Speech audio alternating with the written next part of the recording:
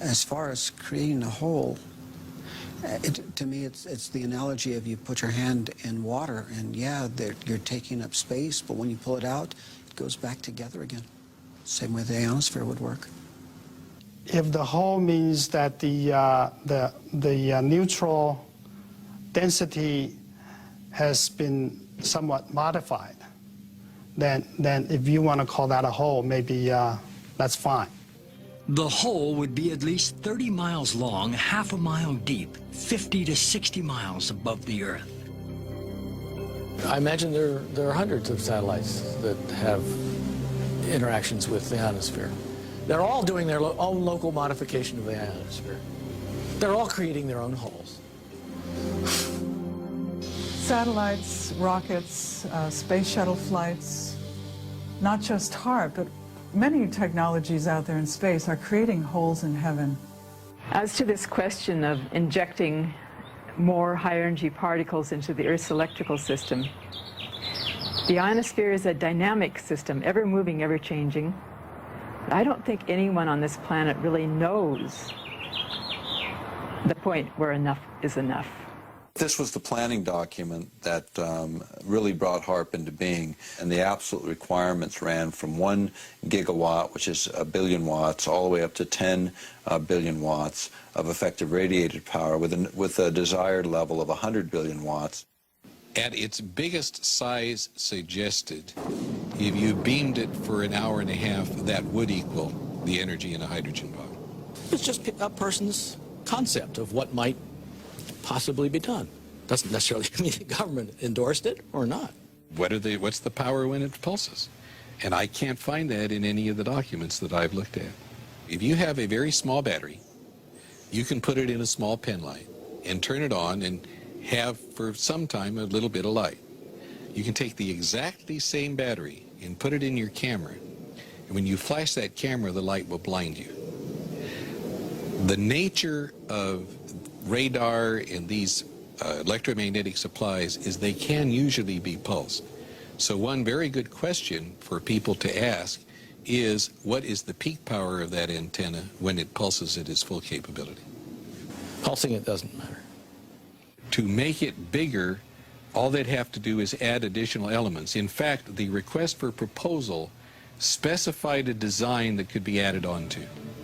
The first module is what's called a developmental prototype, and that's 48 antennas in a 6x8 array. What you're looking at is the HARP site in Alaska, or at least about 1/5 of the HARP site. When this is completed, you'll see about 180 of these poles. Together, those 180 poles make up one single antenna, designed along with these cross members and a wire mesh here to send all the information, all the radio frequency energy that is generated by these trailers up into the ionosphere. As they acknowledge in their papers when they say, we don't know what will happen when we push it to the next level of effects. The military record explains it as phase 1 of a multi-phase project. It's going to get bigger, it's going to continue, and that's again why we're concerned. There's always a limit to everything, although we don't know exactly where that limit is. We are surrounded and bombarded by millions of megawatts of natural energy because the sun blows a solar wind which crashes towards the Earth. Since the Earth is a giant magnet, the magnetic field called the magnetosphere protects us. HARP's original patents were designed to distort or alter the magnetosphere. It's interesting to compare humans and the Earth. The Earth has a magnetic field. Humans actually generate a magnetic field too, especially in our hearts and brains. Every cell in our body has a powerful magnetic substance called magnetite, which responds sensitively to magnetic fields in our environment. If HARP is altering the magnetosphere, which is the magnetic field of the Earth and all around it, surely this will have an effect on our health and on our physiology.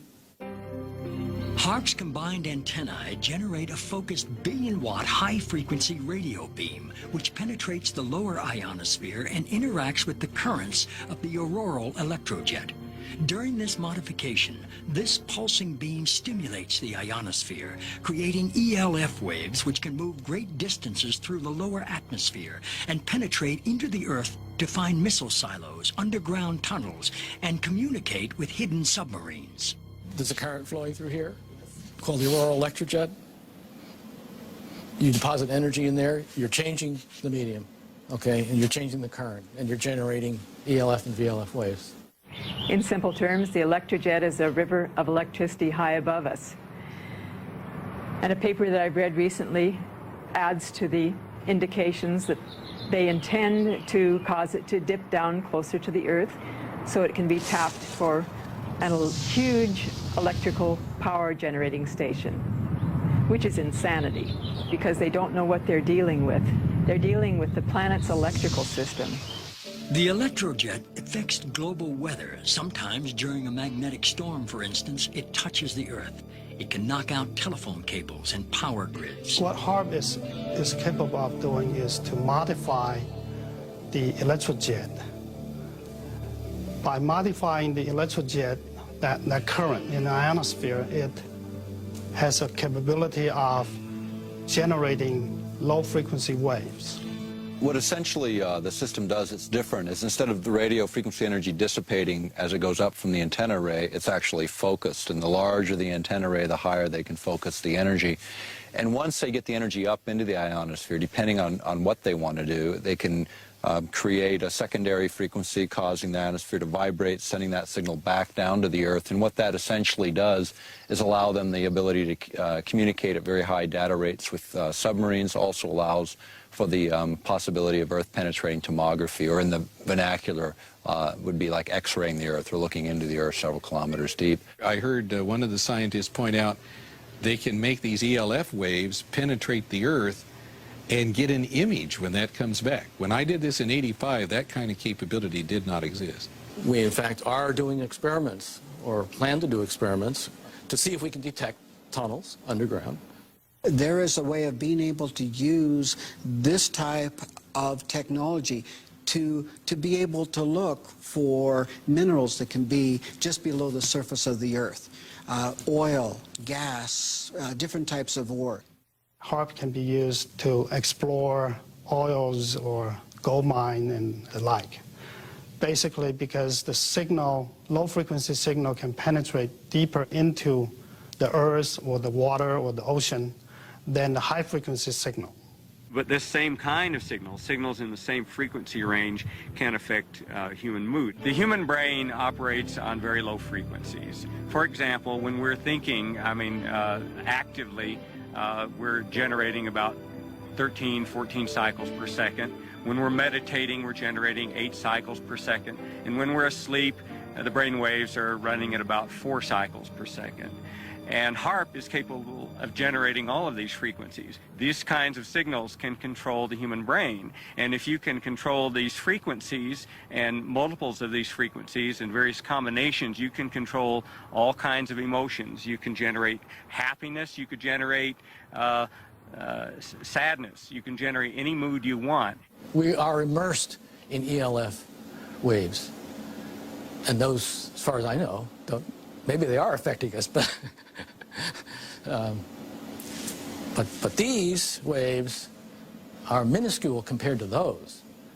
You know, the issue of ELF, extremely low frequencies affecting mental states of individuals, is not new. It goes back to Yale University and the work of Jose Delgado, which is well recognized in the literature. He started first using implants in the brain. He then used radio frequency with implants, and eventually he found that energy at 1/50th of what the Earth naturally produces could, in fact, in certain frequency ranges, trigger huge mood swings. I know the physical effect, but not the biological effect. It's a different area. I was considered a child prodigy in electronics. My entire life has been devoted to the study of the effects of electromagnetic energies on the human mind. When I was 13 years old, I invented a device that transmits sound to the human brain using electromagnetic waves. So this is my field. I've been studying this field for over 40 years. And HARP scares me because I know what it can do. I know that HARP can be used to control the human mind. I'm not sure that the people involved with HARP are aware that humans are made up of energy, that the energy fields of Earth and humans are closely aligned. I don't even understand what you mean by energy. Humans are made up of energy. What does that mean? Humans are like balls of energy. We're made up of electricity and magnetic energy, just like the Earth.